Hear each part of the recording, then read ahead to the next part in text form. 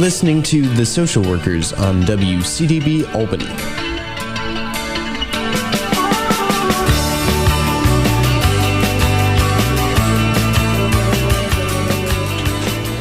Welcome to the Social Workers Radio Talk Show. I'm your co-host, Alyssa Lotmore, and today we have a special pre-recorded segment.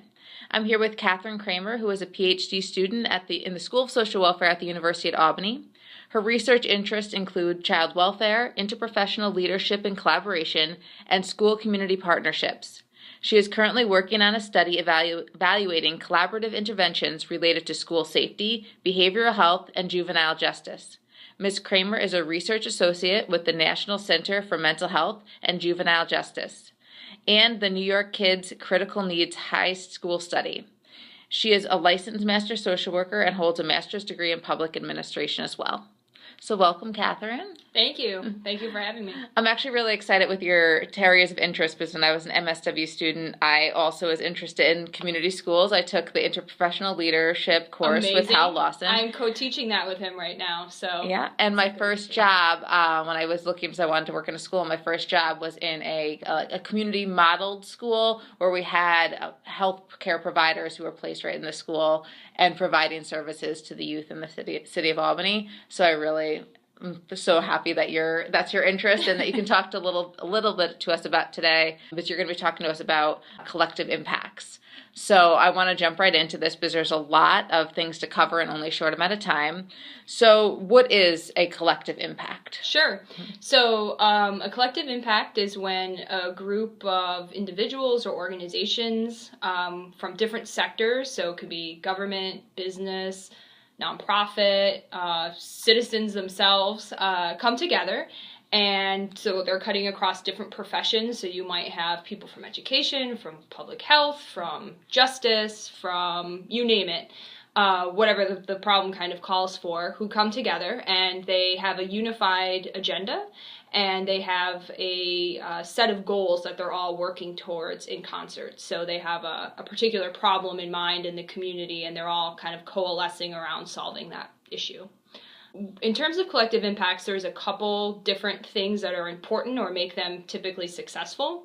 So the one thing I mentioned already, so that's having that common agenda. So instead of each organization kind of working in silos, so you can think of, there's scattershot of nonprofits within a community, and they all have their particular vision and set of goals and priorities that they set on some annual basis or more than that.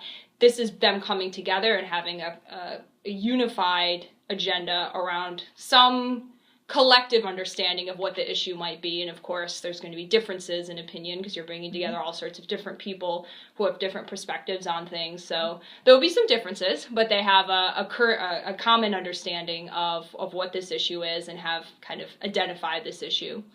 The other thing they'll tend to do is that they'll have shared measures. So again, each organization, right, every nonprofit has its different metrics. Every organization has its different metrics that it might be using to evaluate its success, how well it's doing in achieving its goals. But when they come together in this collective impact, they actually will have collective goals together that are measured with a collective set of measures. So we can look at it and we can say, are we achieving collectively or are we not in the way that we'd like to? And typically they might, because it can be hard, right? And when I talk to especially people from nonprofits, they're like, well, how do you do that, right? How do you have like this common set of measures? And very often what will happen is that organizations, there'll be kind of two levels. They'll have organizational measures that they continue to evaluate, but then they also have this collective set of measures.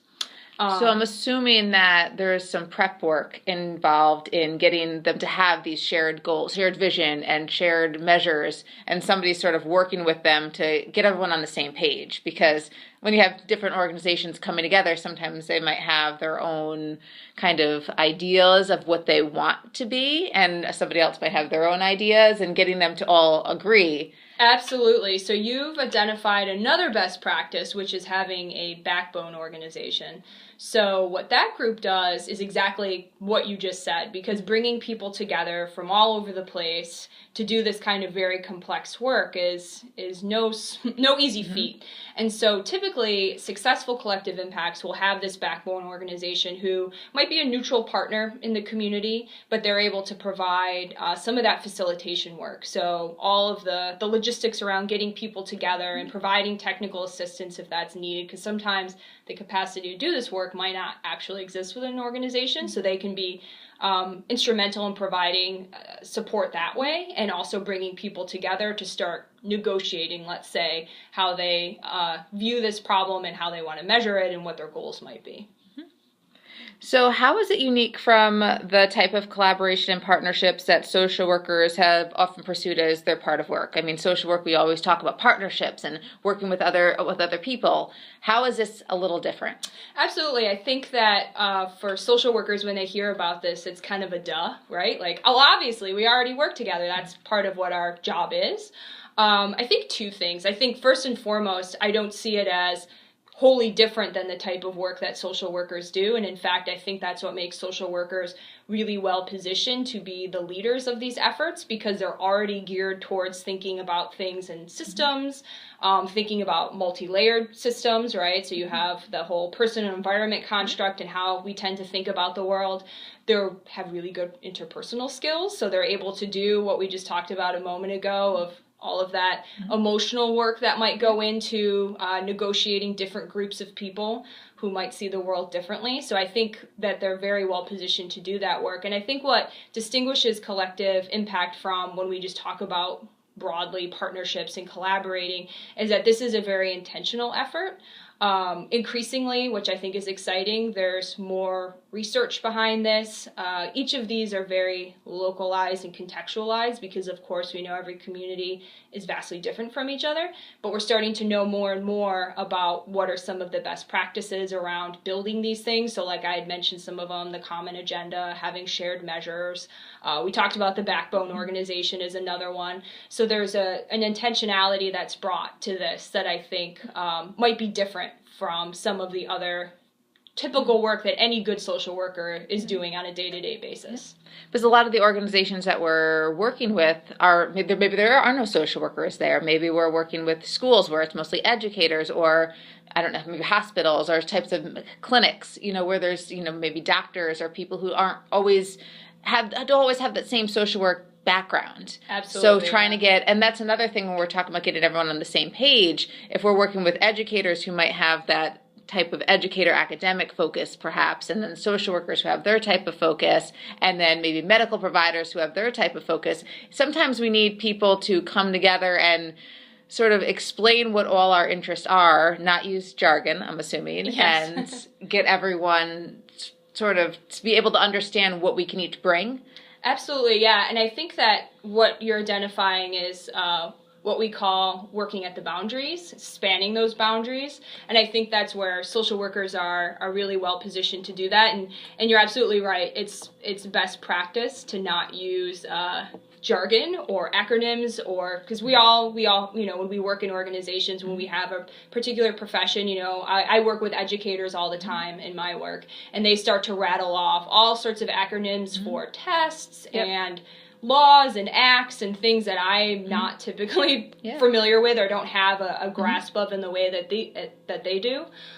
So one of the things that we'll say is when we start doing these initiatives, we'll say jargon-free zone, right? And it's really bringing together, actually, and one of the things that we're doing in the class that you mentioned, the interprofessional leadership, in that particular class, we're bringing together social workers with educators. So that's where I interface with educators a lot.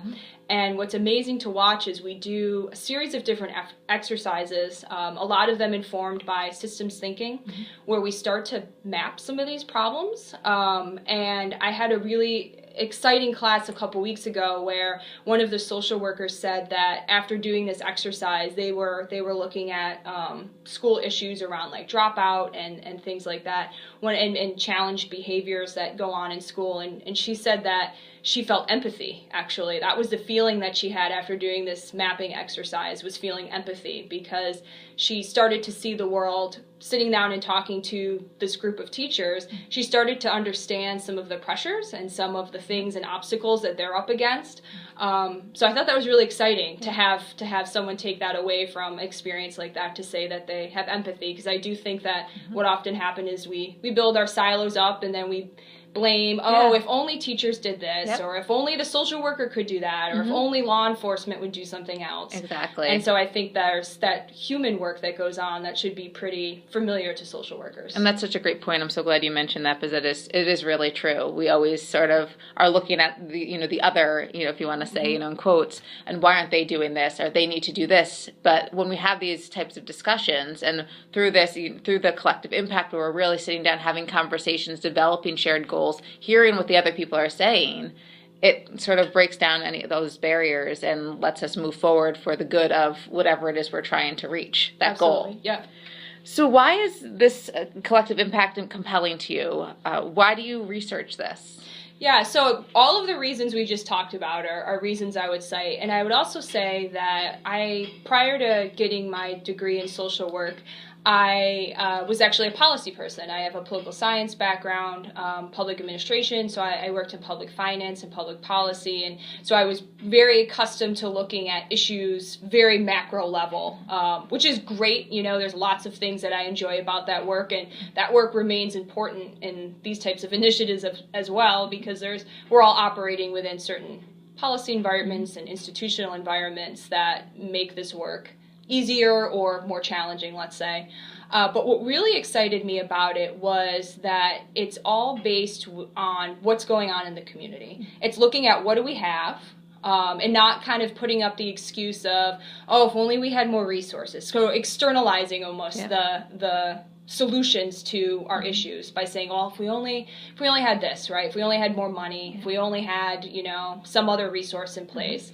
But this, I think, is a very exciting, and it just grabbed me in that way after working at the policy margins for a while and feeling like that sometimes you don't see the impact that you would hope to see, that this has an immediacy to it that I think is really exciting, and really just about looking within this community, how can we organize ourselves in a way that can do something pretty tremendous. I mean, there seems to be so many benefits, but there's also some challenges, and we started to mention those. So what are some of the things that can come up that might be a little difficult for this type of approach when we're thinking about moving forward and sort of helping and making a difference in the community? Absolutely. So there are many, many challenges. I think first and foremost, for people who are new to this, it has, I think, really kind of exciting. Conceptually, it sounds very exciting, and you're like, you just, you fit these pieces together and you do these things. Of course, we know that each community is vastly different from each other, and there are unique challenges in both. So it really takes some very innovative and persistent local leaders, whether they're individuals or organizations, to make this stuff happen. There is no cookie cutter. So we talked about some of the best practices, but there is no cookie cutter way to make this work, because it's so dependent on how the community works. So I think that can be initially daunting to people who might be looking for, okay, where's the manual of how I do this? That doesn't necessarily really exist here, which I think is also what makes it tremendously powerful, but it can also make it really hard for people who are looking to do it. Then there's just the challenges. I mean, we've all been part of groups, whether it's in school or in organizations, and group work's really, really hard, especially this type of work where we're talking about bringing people together who are not used to speaking to each other. So whether it's medical, people with whether doctors, nurses who have a very medically oriented view of the world, or social workers or educators or law enforcement. I mean, these are very different ways of understanding the world. We've all been, by going into those professions, we've all been socialized at particular ways of looking at things using particular language. So I think none of this is fast, and I think that's also a hard thing for people as well, because we all, and especially social workers, I mean, I think we have this desire to fix something, to go in and make it happen, but typically that's not what comes about here, because communication is so important, and all of this takes a level of trust that you just don't get overnight, that in fact can take many years. So the things that we talked about, like building a common agenda, having shared measures, having shared understandings, that work can span a very long time. And then of course there's all the funding challenges with that. How do you get funding to do this type of work?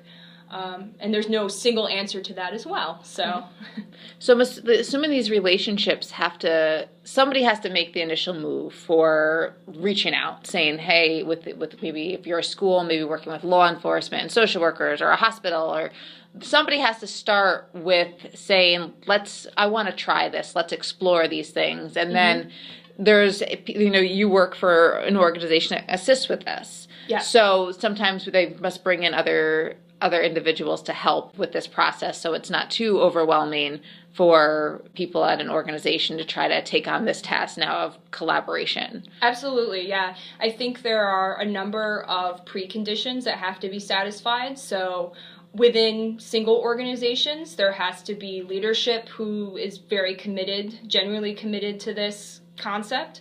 But also then has buy-in from, whether it's initiating with the bottom or the top, but that you're meeting somewhere in the middle there, where there's the leadership who's vested in it, but there's also the frontline staff who are doing the work who also are vested in this. So you have to have that within each organization, some level of buy-in, because you can't just create that, right? So that has to exist.